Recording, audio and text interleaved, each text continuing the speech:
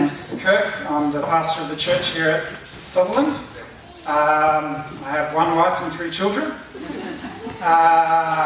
And I enjoy kayaking. My 3 children are 3 boys. Damon is my little 2-year-old. He's an energetic little boy. And then there's Elliot, who is 5, and Caleb, who is 7. Beautiful. So what did you do before you became a pastor? I was a primary school teacher. I did 2 years teaching grade 3, and then 2 years teaching grade 7. Grade 7 is still primary school in Brisbane. So with 3 boys in your home, how are you feeling tonight about having 50 women in the room with you? Yeah, that's okay. I have a wife and a mother, so I'm okay with that. Cool with it? That's good. Yep. Do you have any fond memories of Christmas growing up? Yes, quite enjoyed Christmas. We have a big family, 5 children in our family. I'm one of 5, and we, they're all married and all have kids, so we have a really great time whenever we have Christmas. Fond memory would be when we had Christmas at my brother's farm. He had a farm at the time, and a game that we were playing where we were seeing if we could get the most headway on the family goat in terms of wrestling the goat. So, yeah. And your wife's here tonight. She's making a house. Yes. What's going to happen to this house over the next month? I could tell you if my wife wasn't here. Right. You don't want to explain? No. We will eat it. All right, beautiful. All right, well, we'll leave Kirk to speak to us. Thank you. Okay, well, it is really great to be with you all this evening. It's nice to see some faces that I know and some faces that are new. In our church family, we've just had a number of grandchildren that have been born to a number of people within the church. Earlier this month, we had 4 grandchildren born in the 1 week.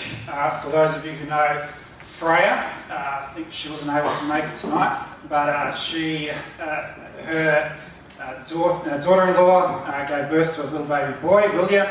Then there was Sharon, has a new granddaughter, Adelaide, and Leslie has 2 new twin granddaughters, Michaela and Charlotte, which was really exciting.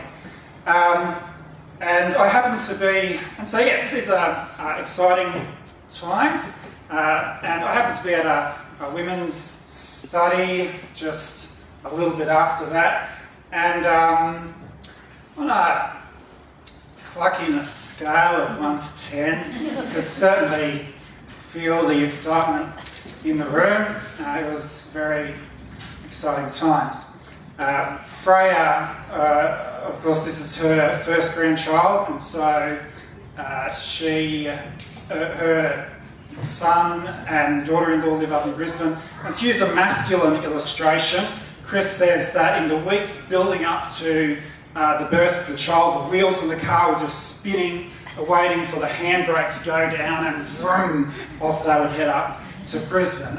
The excitement of a birth was definitely there. And this evening, I want to speak to you about one such significant occasion. I want to take you to the birth of Jesus Christ.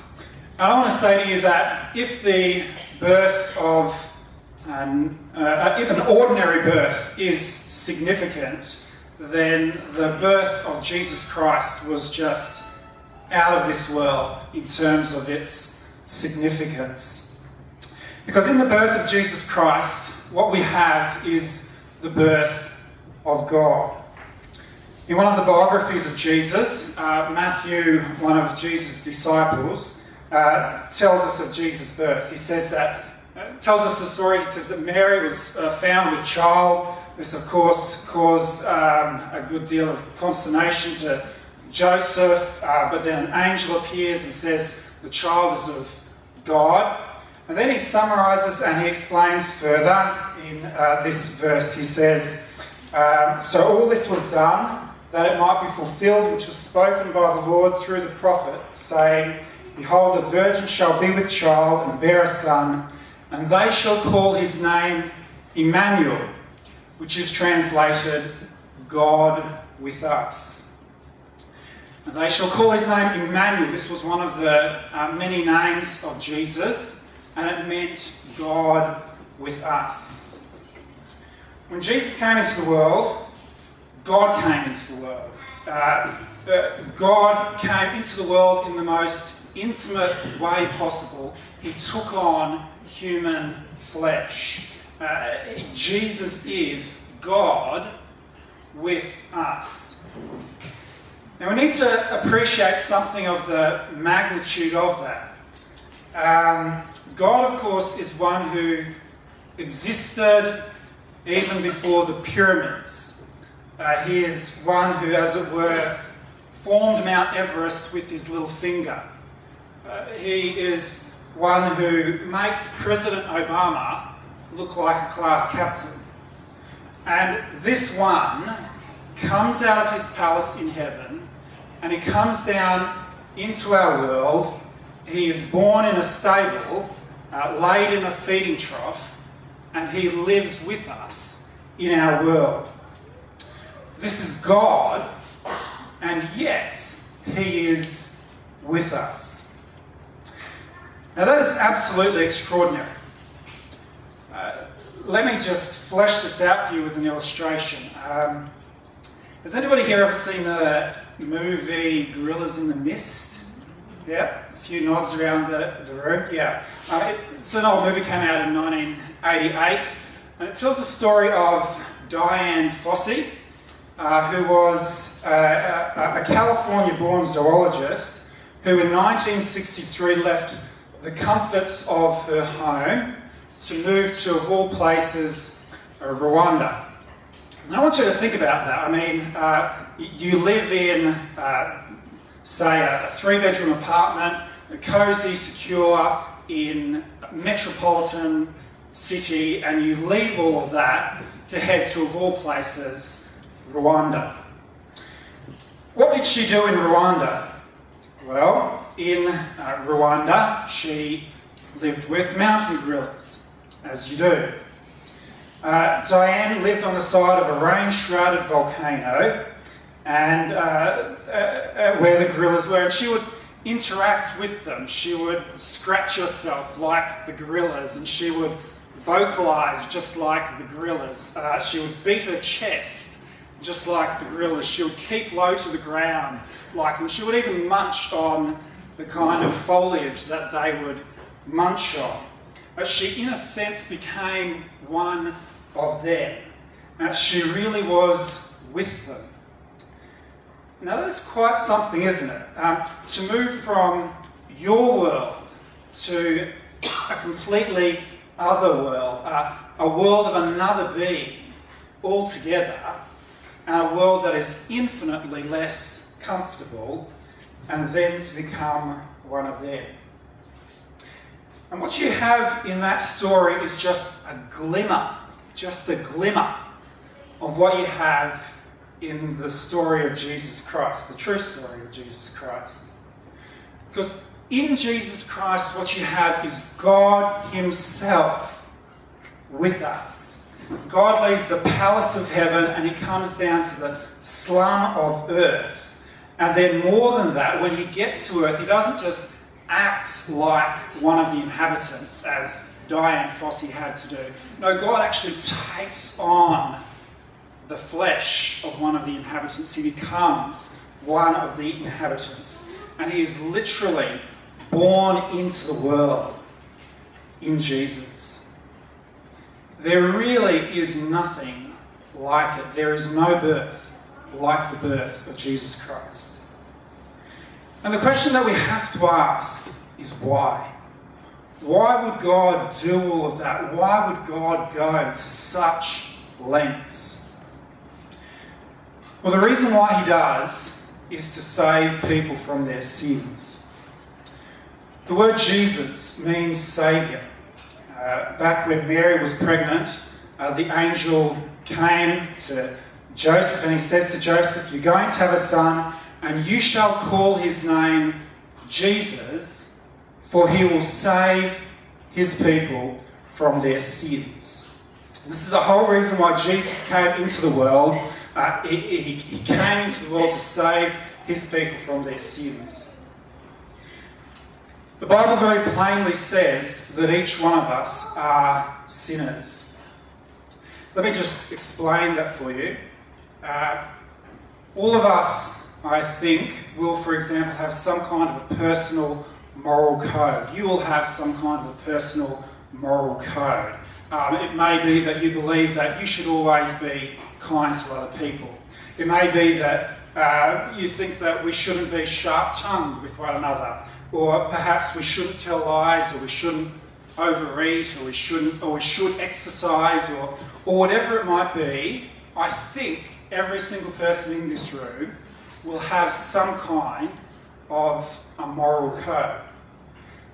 Now, my question for you is there anybody in this room that could honestly say that they have always kept their own moral code perfectly? In other words, that they have a clear conscience simply in terms of their own moral code. Is there anybody in this room that could say that? There's not, is there? There's nobody that could say that they had a clear conscience in relation to their own moral code.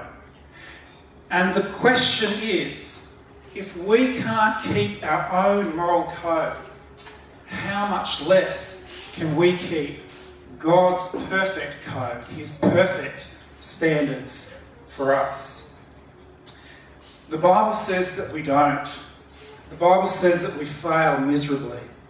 It says that we are all sinners, and that because of that we are all under judgment. And what God in his great love for sinners does is he decides to take that judgment on himself. He decides to enter into our world and become one of us, and then on the cross to receive the punishment which we ought to have received. He becomes one of us to take the punishment upon himself. In other words, God comes into our world in order to rescue us. Or to put it another way, God is with us in order to save us. In the story of Diane Fossey, you might wonder why she would do this, why she would go to all of this effort to move from the ease of California to the discomfort of Rwanda. Well, she did it because that particular species of mountain gorilla was a threatened species. It was under threat because of the cruelty of poachers. And Fossey, very sadly, in defending these gorillas from these poachers, did in fact lose her life. Fossey died for those that she came to save. And so it is with Jesus. Jesus died for those he came to save. So as we reflect on Jesus' birth into this world, I want us to appreciate what a significant event that actually was. Because in Jesus, what we have is God with us. And he is with us for the most wonderful of purposes. He is with us in order to save us. And the message of the Bible is that if we trust in Jesus, that salvation is ours. If we trust in Jesus, all that Jesus did is put to our account. So that because of what he did on the cross for us, we are seen as clean in God's sight. So I want to encourage you this evening to find out about Jesus and to trust your life to him. If you do want to know more about Jesus, obviously speak to any one of the Christians that you know here, or you're very welcome to speak to me.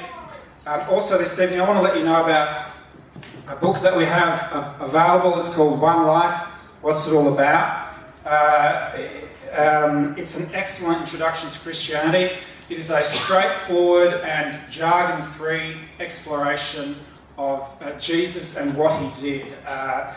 One of the fellows who wrote it, Rico Tice, had very little religious background at all, became a Christian, he's now a minister. The other fellow was a comedy writer before he went into Christian book writing. It's a very engaging, straightforward book with an excellent exploration of Jesus. And so, yeah, we've got 30 copies of that. Just up here in the bookstore, we've got a variety of other books as well. And we're making it available for $5 for anybody who's exploring Christianity. If you don't have $5, that's okay. Just come and ask for one and we'll happily give you one. So thank you very much for listening to me.